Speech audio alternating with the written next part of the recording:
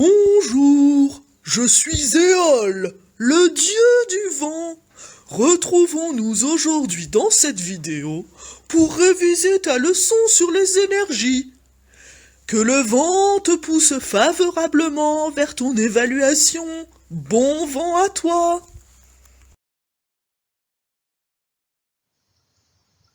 Pour ouvrir ce chapitre, regardons de plus près la définition du mot énergie. Le mot énergie provient du grec energia, qui signifie force en action. L'énergie est donc ce qui permet d'agir, fournir de la chaleur, de la lumière, mettre en mouvement un objet. L'énergie est présente dans de nombreux domaines, les activités humaines, les phénomènes naturels, mais aussi l'astronomie.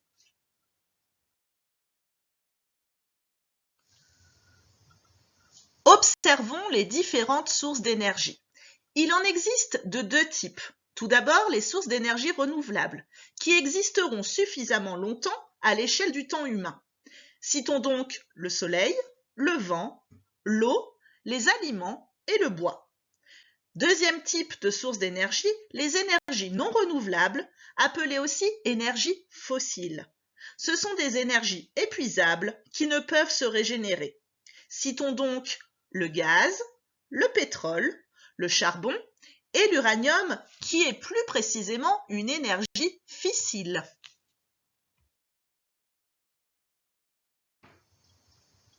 Il existe également plusieurs formes d'énergie. Tout d'abord, l'énergie solaire, qui est utilisée par les panneaux solaires ou photovoltaïques.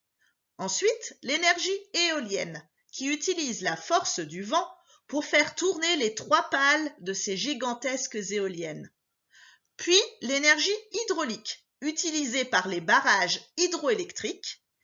Et enfin, celle que nous possédons tous, l'énergie musculaire.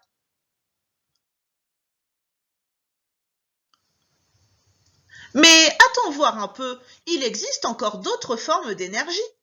Sans doute la plus impressionnante de toutes, l'énergie géothermique, qui va puiser la chaleur au plus profond de la Terre. Pour terminer, les énergies qui utilisent des sources d'énergie fossiles ou fissiles. L'énergie nucléaire, produite dans les centrales nucléaires grâce à la fission du minerai de l'uranium. Et l'énergie électrique, produite par les centrales thermiques grâce à la combustion du gaz ou du charbon.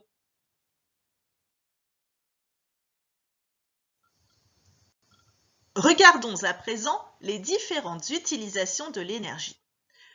Nous pouvons utiliser de l'énergie pour bouger, faire un mouvement, grandir, mais aussi pour se déplacer, pour se chauffer, pour faire fonctionner une machine dans les usines ou un appareil électrique à la maison, et enfin pour s'éclairer.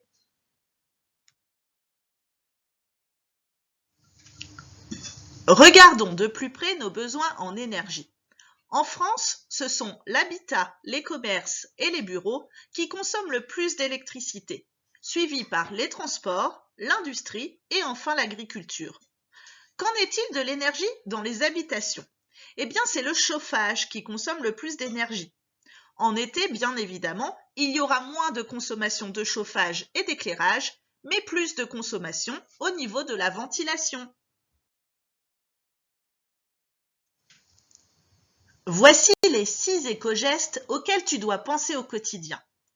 Quand tu quittes une pièce, pense à éteindre la lumière. Il est préférable de se laver les mains à l'eau froide, par exemple. Si le chauffage est allumé, dans la classe ou chez toi, il faut fermer la fenêtre. Le soir, éteins ton ordinateur, ne le laisse surtout pas en veille. Pense à recycler le papier que tu n'utilises plus ou que tu jettes. Et enfin, utilise des multiprises avec un interrupteur pour tous les appareils électroniques.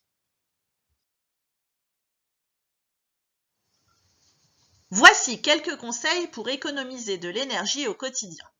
Tout d'abord, les appareils électriques. Quand on les achète, il faut préférer les appareils étiquetés A+. À la maison, ne pas laisser d'appareil en veille. Ne pas laisser non plus la porte du réfrigérateur ouverte trop longtemps et ne pas y placer de plats chauds. Pensez à dégivrer le réfrigérateur et le congélateur 2 fois par an. Et enfin, bien remplir le lave-linge avant de le faire tourner et privilégier une température de 30 degrés plutôt que 60 ou 90.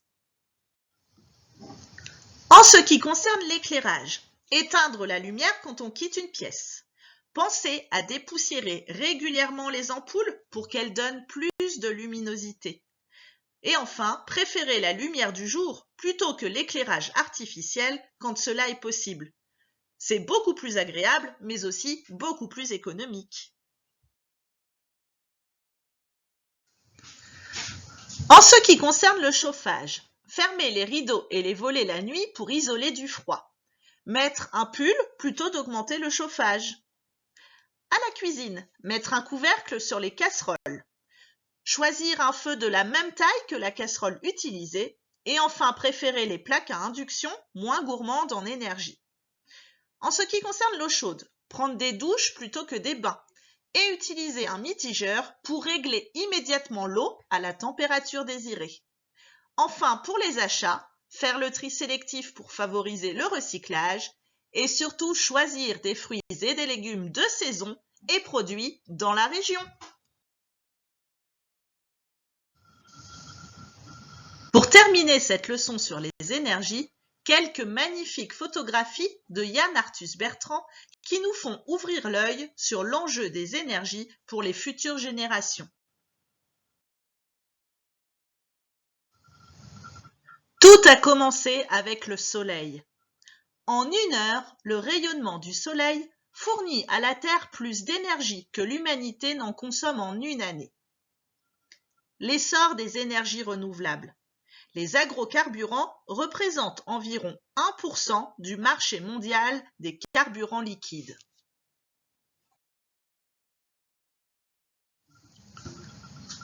L'eau, source d'énergie. Dans le monde, on compte aujourd'hui près de 50 000 grands barrages. L'océan, une puissance inexploitée. L'énergie des vagues et des courants façonne les côtes. Voilà! J'espère que grâce à cette vidéo, tu vas trouver en toi toutes les ressources nécessaires pour une évaluation pleine d'énergie.